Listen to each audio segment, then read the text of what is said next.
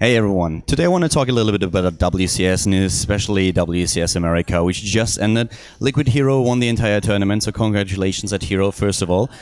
And I want to talk a little bit about the things that everyone mentioned before we headed into WCS. I want to talk a little bit about the Koreans that were entering the competition, not only in America, but also in Europe, and what happens now with the season final, which is taking place a few days from now at the next weekend. So everyone was a little bit concerned when the Koreans were heading over and when Blizzard announced that for the WCS season, for the first one in 2013, you don't have to live in the country anymore where you participated. So there was no regional lock anymore. And everyone was worried that especially in North America, we would have too many Koreans participate. And also the Europeans were kind of looking to Korea and thinking about how many of them would actually commit to participate in the European tournament. And in the end, it was actually like a European who won WCS Europe, who was MVP. And now we have a Korean American champion with Hero who just took WCS America. One of the big problems that we had, especially in America, was that the top 5 that now advanced to the season finals in Korea are all Koreans. So what basically happened is they went to Korea to participate in WCS America, and they just won the ticket back home. So they won their return trip, basically. And it was really a little bit awkward to observe the entire tournament. We had great play, and I'm not talking about the games not being good. But the problem that we really had is, starting with a round of 8, we only had 2 foreigners remaining in the tournament, and none of them was actually American at all. We had Snoot still in tournament, a European player who decided that he didn't want to participate in the European WCS, but in the American. And we also had Moonglade from Australia. And both of them then lost their matches and were not able to get the 5th place seed so that they would advance to the season finals. So in total, we have now 16 players participating in the first WCS season finals, in the global finals. And only 3 of them are not Korean. And all of them are Zerg, by the way. We have TLO, we have Dimaga, and we also have Stefano. So 3 players that will travel to Korea now within the week and then participate in the tournament at the weekend. And it leaves you wondering a little bit, because people have been talking about this even before WCS started. And it's just such a huge change that Blizzard made heading into 2013 if you compare to what WCS was meant to be in 2012. 2012, everything was about the local champions, local heroes. That's what Blizzard wanted. They held all those different competitions in each and every country, and then they aggregated to the next level where they had then the next finals. And at the end of the year, you had a huge tournament where basically everyone was competing. It was like a World Championship series, how it's meant to be, where you have people from all over the globe just trying to get the #1 spot. And of course, the Koreans were really dominating then at the end of the year. Sen, kind of the only non-Korean that was able to leave quite an impression. But there were all these stories that they were developing, and it was really nice to see. For example, we had Idra doing quite well in the first few rounds, and he put up a hell of a fight against his Korean opponents. So that was something where people got really excited at watching it. And now in 2013, you have just Koreans everywhere. And there are a lot of good aspects to it, but there are also a lot of negative aspects to it. Talking a little bit about the good aspects first, one of the things that is definitely true right now is that the best players in the world are being rewarded for their play, for their skill. Because one of the things that we always have in Korea is we have such a huge player base, and all of the players are on such a great level that it's very difficult for them to shine within the Korean scene. The skill level in Korea is just insane, and now we just had an amazing final between Seolki and Innovation. Innovation, still one of the best players in the world, was defeated by Seolki. And if you just think about those players and about the GSL champions, for example, that we had in the past, then you realize that it's really difficult for a new player to make a splash in the scene and to leave an impression here, to get a name for himself, and to leave his mark in the esports scene. But now with Korean players being able to compete in North America and also in Europe, it's a little bit easier for them to make a name for themselves and to actually win tournaments. So if you think about it, what Blizzard does in 2013, at least in the first season, is they reward skill. It's a huge change from what they did in the last season, where they were all about the storyline and about the local heroes. But it's definitely something that you can do and where you can't blame them for it. But it's just so completely different, the switch that they made from 2012 to 2013, that leaves you wondering a little bit why exactly that happened. Another thing is also that you have to think about if that's really what we want. Because one of the things that was mentioned in the past by Katz, and I actually talked to him before I made this video, I think that he has a lot of good inputs and a lot of really good thoughts about what's happening, is that we need to improve the infrastructure. And in Europe, we were always improving the infrastructure throughout the entire life cycle of World of Warcraft. That's something where StarCraft 2 definitely benefited from. And StarCraft 2 in Europe is kind of huge right now. If you compare the viewerships, the viewer numbers that we had for the 3 tournaments, then we had in Europe, we had like 110,000 viewers on the peak on the mainstream for WCS Europe. Then we had another 20,000 viewers on most of the like the community streams and the different languages that they offered. In North America, we had a peak at roughly 50,000, and in Korea for the finals, we had 60,000 on Twitch TV, and also a lot on the Korean streams on Africa, and we had, of course, a lot of people watching on GOM TV. So in total, they probably even exceeded the numbers that we had in Europe. But you can see that there's a huge gap between the viewership that we had in Europe and in Korea and the viewership that we had in NA. I think a lot of the fans in NA were a bit disappointed that they couldn't cheer for a local champion there, but there was only Koreans participating, even though players like Hero definitely have a fan base there. So it's one of those things where Blizzard now has to look at the state of WCS and think about what they want to do.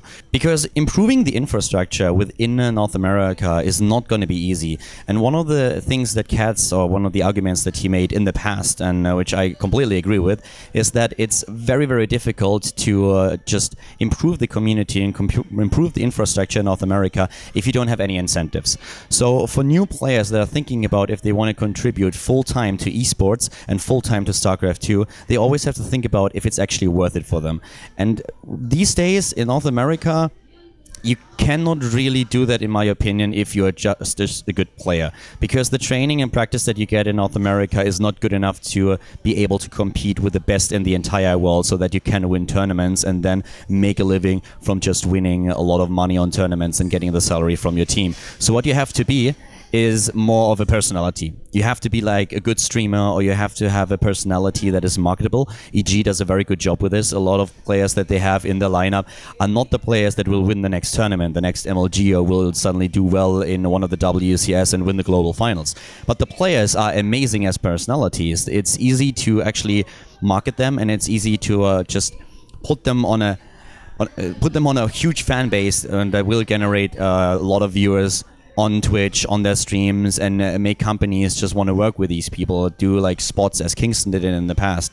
So these are all things that have to be considered here. But if we suddenly just had WCS with a bit more of a regional lock, then a lot of players that were thinking about going full-time now as a pro gamer would suddenly have a chance to make a living just by winning prize money and getting the exposure from the team. So this is one of the main things that Katz was talking about, that there's suddenly an incentive for players that we could grow the North American scene. And then another point that would also immediately follow is that sponsors would be more interested in sponsoring esports in North America because it's easier for them to market a North American player. It's very difficult to actually market a Korean player because most of them don't even speak English. So it's very, very hard to make a personality out of a Korean player if they don't already have one. There are, of course, other examples. I mean, MC, one of the biggest ones. But if you just look on a general basis, then it's very different from trying to make a Korean into a personality, into someone that has a huge fan base, that can talk to his fan base in the language, and that can just be the front runner for a campaign. Whereas if you have a North American player, it's a little bit easier for them to work with it. And this is one of the biggest things, that we need to attract more sponsors into the North American scene to make sure that there is a lot of money flowing around, so that this infrastructure can be grown, that there can be more team houses, that there can be a lot more competitions, and that players will be willing to invest a lot of time into esports to practice on a regular basis. And then given time, at some point, we might reach the point where these players can actually just compete with, for example, Korean players. But the infrastructure right now in Korea is just so much better, so much more developed than in North America, that it's very, very difficult to compete with them. One of the big problems, though, is how exactly would Blizzard do that? Because I personally think that it's a really good idea to allow Koreans to come into the North American scene, in the European scene, and participate there in WCS. The storyline that we had, especially in Euro, was amazing. It was really nice to see that. But one of the huge advantages that Euro had over NA was that there were only a few Korean players actually participating in Europe. So if we would suddenly have like 30 or even more Koreans trying to participate in WCS Europe, we would see a very, very different picture heading into the round of 8 or even into the finals of WCS Europe. So in North America, we exactly had this problem, and people have been discussing a lot what exactly can be done. What are the things that Blizzard can do to make sure that there is an interesting storyline, that skill will be rewarded also in the future, but that it is a little bit more difficult to actually approach this, and that we don't have like an all-Korean round of 8 or all-Korean finals, not only in WCS Europe and WCS NA, but then also later on in the season finals. And one of the main things that everyone was just kind of talking about was making a bit more of a regional log, made them contribute more to the scene that they want to participate in. Like, for example, demand residency, that a player has to live in the area so that he can actually participate in the tournaments, which is a good thought at first. But then if you look at it on a little bit of a deeper level, you see that there are a lot of problems with this. And one of the biggest problems is getting a visa.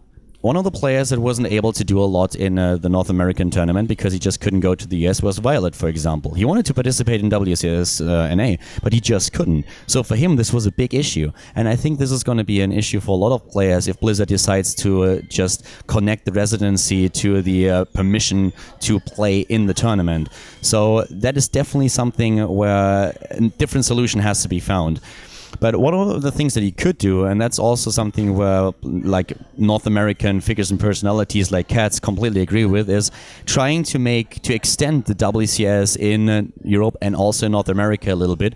Make it more similar to the model that we have here in Korea, where we have a few matches each week, but the entire tournament lasts for several weeks and sometimes even months. And then suddenly a player would have to just commit a lot more time. So you couldn't just head over to the US, play the preliminaries all online, and then head over for the last 2 weeks and play the tournament. You suddenly had to spend a lot of time over in the US, and during that time, you can't play for your team in the North Korean, yeah. In the Korean scene, South Korean scene, of course. North Korean scene is probably a little bit underdeveloped at this point in time. So you couldn't participate in any competitions for your team at home, at least not in Pro League or in GSTL. But at the same time, this commitment would make sure that not all Korean players, or not this many Korean players, would be willing to participate in those WCS in the WCS abroad. And that would be a huge advantage, because suddenly those players that actually decide, okay, I want to do this. I want to go to Europe. I want to go to North America or to America in general and participate there. They would contribute to the scene there. They would probably want to stay at a team house. So, for example, if Root now sets up the team house, it would be interesting for them to stay there. They could practice with the Root gaming players. There are other team houses in the US that would benefit from it as well, like the EG layer. And all these things would suddenly work together a lot better. The players would probably learn to speak English much better because they had to spend so much time with the North American players. So all of this would just work really well together, and this commitment to the region that you want to play in would force you to contribute to the scene within the region as well. So suddenly the players that head over there from Korea would help growing this scene. And it would be a completely different thing from what we have right now, where Korean players just head over for 2 weeks, stay there, and then head back as soon as they performed in the tournament. What would also be a great improvement is that with players staying for this long in the region and participating on a regular basis on the play days of the tournament, suddenly you could market those players a lot better, because they would have a lot more FaceTime on camera, and you could do a lot more interviews, a lot more background stories, and the audience would get to know them. Because not all of the audience in StarCraft 2 really knows about the Korean players. I mean, Redditors or Team Liquid posters, like all those hardcore StarCraft 2 fans, they know, of course, the Korean scene at least to a certain extent, and they know about the players. But if you look at the casual players that are just tuning in and they see, okay, this is WCS America, and I want to see a few Americans players now compete, and all they see are Koreans that they don't really know, or they might maybe even know Hero, but they might not know Revival, who was in the finals, then they're like, okay, what exactly is this? Why are there two Koreans playing? They don't even speak the language in North America America in an American final.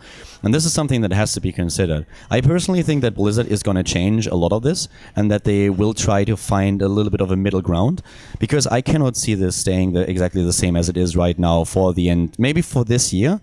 But even that is a little bit of a stretch in my opinion. But at least for 2014, I think that Blizzard will make a few adjustments to make sure that there will be more storylines and that we will see maybe a few Koreans participate in Europe and North America, but it won't be like a huge chunk of it.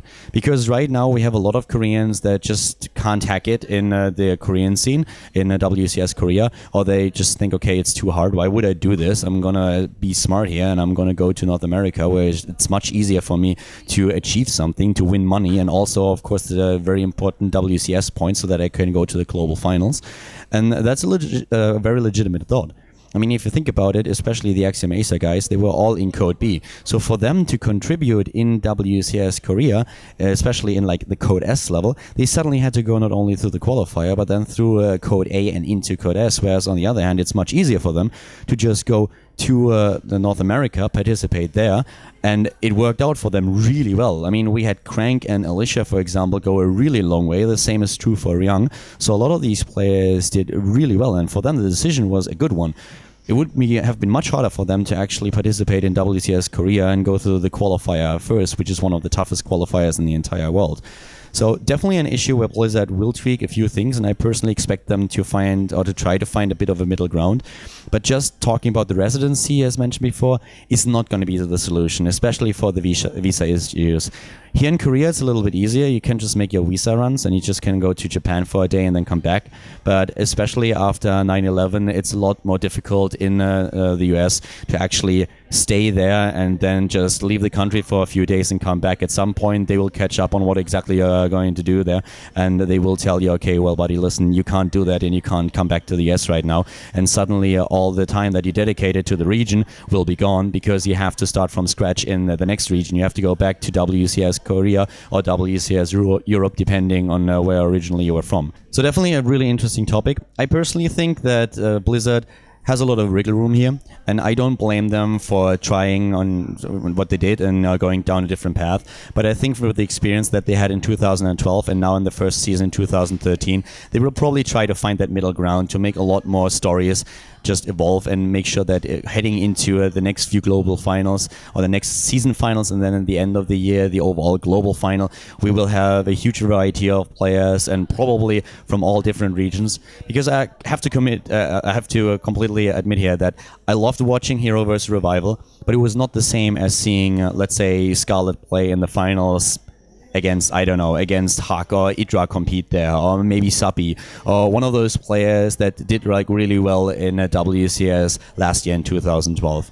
It's a bit of a controversial topic, and I think that both ideas, like rewarding the best players in the entire world, and then on the other hand restricting it a little bit more to the regional players to develop these storylines and local heroes, have their benefits. There are a lot of things that you can argue here where you can say, okay, well, this is the better thing to do, or this is the better thing to do. But I find that the middle ground would probably the best solution here. I would really be interested to see what exactly your endpoint is. So if you have some input to this, and if you have some ideas or what could be done and what in your opinion would be the smartest way to go about it, then make sure that you leave a comment in the YouTube comments. And of course, I would also be happy if you would subscribe to the channel or upvote the video. And that's kind of it for today. Not really a video where I want to present a solution, but just talk a bit about the problems that we currently have and what are let's just say what are the benefits and what are the negative aspects to it. So just trying to trigger once again a bit of a discussion about what's going on these days.